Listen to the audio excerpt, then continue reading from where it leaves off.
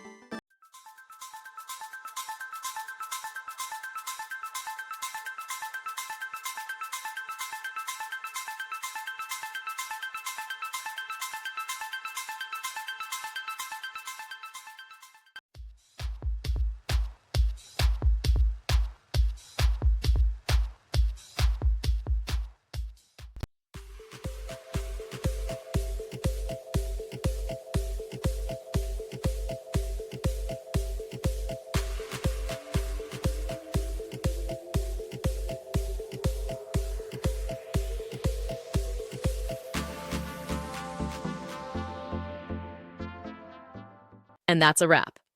I hope you found the answer you were looking for. If you did, take a second to hit that subscribe button. It really helps out. And let me know in the comments which solution worked best for you. See you next time in the debug zone.